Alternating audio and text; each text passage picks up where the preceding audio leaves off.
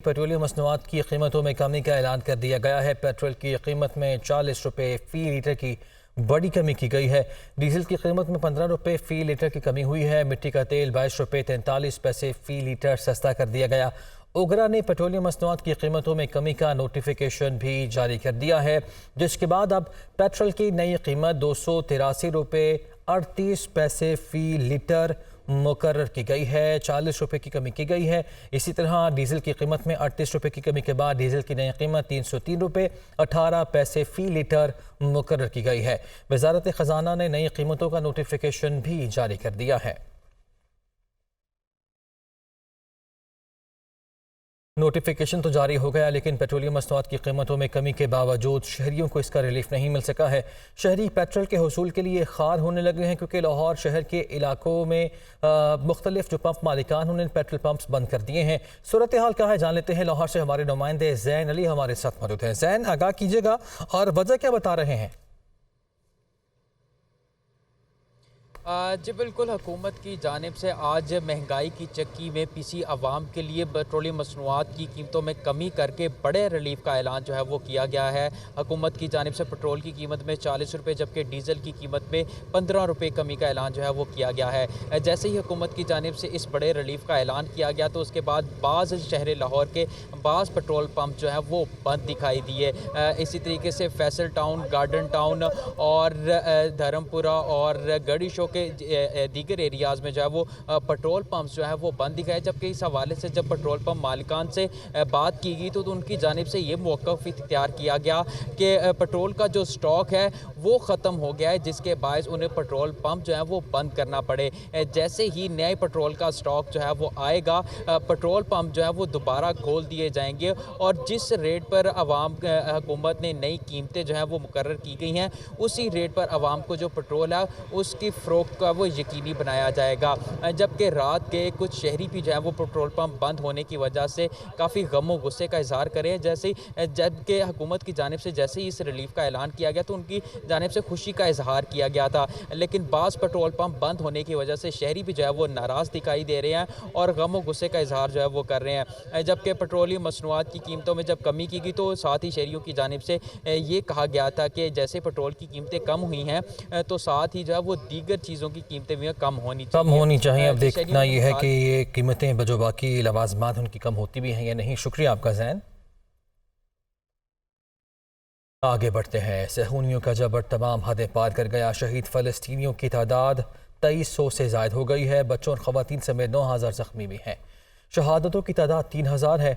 Hamas ज़राए की जानिब से दावा किया गया गजा से नकल मकानी करने वाले 3 काफ़िलों पर भी इसराइली तैयारों के हमलों में 70 फ़लस्तीनी शहीद और सैकड़ों ज़ख्मी हुए हैं। लबनानी सरहद पर बैनुल अक़वामी ख़बर एजेंसी का सहाफ़ी भी जान की बाजी हार गया, जबकि 4 अफराद के ज़ख्मी होने की भी इतलात हैं। तफसील के लिए रिपोर्ट देखिए। गजा में इजरायली फौज ने कयामत बर्पा कर दी। इजरायली फौजी गजा की पट्टी पर तैनात, सैकड़ों टैंक भी गजा की तरफ रवाना। गजा के 10 लाख से जायद रिहायशी बेयारो मददगार, बहरी और बर्री हमले भी जारी। आलमी बरादरी खामोश तमाशाई बनी रह गई। गजा में अस्पतालों की सूरत हाल संगीन, जख्मियों के लिए बिस्तर कम पड़ गए, मैयतों को रखने के लिए जगह खत्म, मुर्दा खानों में रश लग गया। आइसक्रीम के ट्रक और फूड स्टोरेज की गाड़ियां मैयतों को मुंतकिल करने का काम करने लगी। फलस्तीनी वजारत सेहत के बयान के मुताबिक गजा के तकरीबन 70% लोग सेहत की बुनियादी सहूलियात से महरूम हैं और फलस्तीनी वजारत सेहत ने अस्पतालों में खून का अतिया देने की अपील कर दी। गजा में सहूनी फोर्सेस ने फजाई हमलों के बाद बहरी और बर्री हमले भी शुरू कर दिए हैं। इजरायली फौजी गजा की पट्टी पर तैनात, सैकड़ों टैंक भी गजा की तरफ रवाना। इजरायली फौजी हुक्काम का कहना है कि जब तक गजा मुकम्मल तौर पर खाली नहीं हो जाता, हमले जारी रहेंगे। इसराइल हमास तनाज़ा ख़त्म करने का मिशन, आलमी हुक्मरानों की मुलाकातें और राब्ते जारी हैं। फ़लस्तीनी सदर महमूद अब्बास का अमरीकी सदर से टेलीफोनिक रब्ता हुआ। अमरीकी वज़ीर ख़ारिजा की सऊदी वली अहद मोहम्मद बिन सलमान और मिस्री सदर अब्दुल फत्ताह से भी मुलाकात। दूसरी जानिब बरतानवी वज़ीर आज़म ऋषि सुनाक की उर्दन के बादशाह से मुलाकात हुई है। आलमी सतह पर इसराइल फ़लस्तीन तनाज़ा हल करने के लिए आलमी रहनुमाओं के राब्ते जारी हैं। फ़लस्तीनी सदर महमूद अब्बास का अमरीकी सदर से टेलीफोनिक रब्ता हुआ। दूसरी जानिब अमरीकी वज़ीर ख़ारिजा एंथनी ब्लिंकन ने सऊदी वली अहद मोहम्मद बिन सलमान से मुलाकात की। सऊदी वली अहद ने इसराइल फ़लस्तीन कशीदगी के फौरी हल और जंगबंदी पर जोर दिया है। امریکی وزیر خارجہ نے مصر کا دورہ بھی کیا۔ مصری صدر عبد الفتاح سے ملاقات۔ دونوں رہنماؤں نے اسرائیل اور حماس کے درمیان فوری جنگ بندی میں کردار ادا کرنے کے لیے فوری اقدامات کرنے کا مطالبہ کیا ہے۔ برطانوی وزیر اعظم رشی سناک کی اردن کے بادشاہ سے ملاقات ہوئی۔ دونوں رہنماؤں نے اسرائیل فلسطین کشیدگی کو ہنگامی بنیادوں پر حل کرنے میں اہم کردار ادا کرنے پر اتفاق کیا ہے۔ اسرائیلی جارحیت کے خلاف نیو یارک کے علاقے لانگ آئلینڈ میں ناسا کاؤنٹی کے مرکزی آفس کے باہر احتجاجی ریلی کا انعقاد کیا گیا۔ ریلی میں ہزاروں افراد کی شرکت۔ مزید بتا رہے ہیں بیورو چیف US محافظ اسد صدیقی۔ جارحیت کے خلاف پوری دنیا میں مظاہروں کا سلسلہ جاری ہے اور نیو یارک میں کئی مقامات پہ مظاہرے ہوئے ہیں۔ اتوار کو مینہٹن میں ہوا تھا، لیکن آج یہ لانگ آئلینڈ کا علاقہ جو کافی پوش علاقہ کہلاتا ہے، نیو یارک کا علاقہ ناساؤ کانٹی میں اس وقت میں یہاں موجود ہوں، اس کے صدر دفتر کے سامنے، سرکاری صدر دفتر کے سامنے یہاں بڑی تعداد میں مسلمان اور انسانی حقوق کے نمائندے شریک ہیں، شامل ہیں، جو اسرائیلی جارحیت کے خلاف بات کر رہے ہیں۔ انہوں نے ہاتھوں میں پلیک کارڈز اٹھائے ہوئے ہیں اور بچوں ہیں، خواتین ہیں، بزرگ ہیں، بہت بڑی تعداد میں تمام مساجد کے لوگ آئے ہیں اور سب مسلم آرگنائزیشن کی جانب سے مل کے یہ پروگرام کیا گیا ہے اور اس میں جو حاضری ہے وہ اس بات کا ثبوت ہے کہ پورے دنیا میں رہنے والے مسلمان اور انسانی حقوق کی جو بات کرنے والے لوگ ہیں وہ ایک زبان ہو کے اسرائیلی جارحیت کے خلاف آواز بلند کر رہے ہیں۔ یہاں مختلف خواتین اور حضرات نے گفتگو کی، مختلف تنظیموں کی نمائندگی کرتے ہوئے اپنا پیغام پہنچایا۔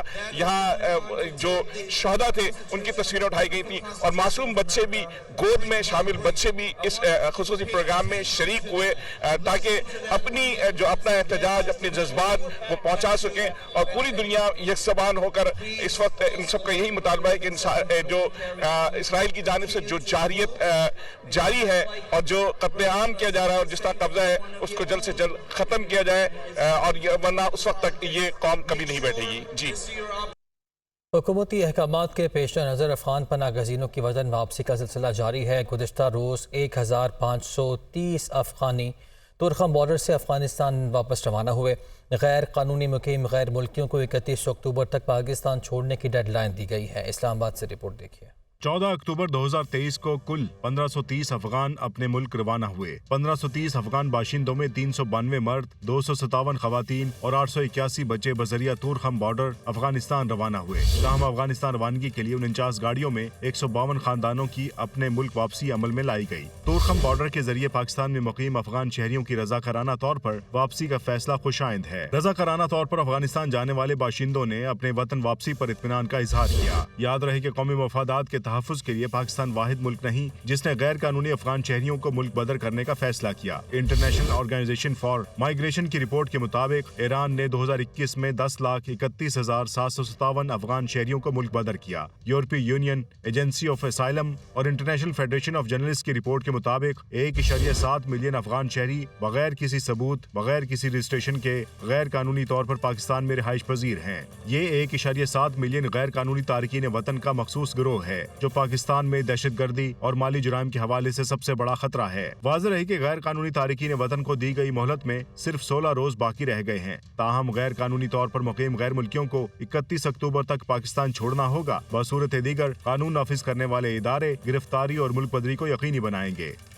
ووٹ کے اندراج میں صرف 10 دن باقی رہ گئے۔ 25 اکتوبر کو ملک بھر میں تمام انتخابی فہرستوں کو منجمد کر دیا جائے گا، جس کے بعد کسی بھی ووٹ کا اندراج ہوگا اور نہ ہی ووٹ کی منتقلی ہو سکے گی۔ 25 اکتوبر تک تمام اہل افراد ووٹ کا اندراج کرا سکتے ہیں۔ تفصیل کے لیے رپورٹ۔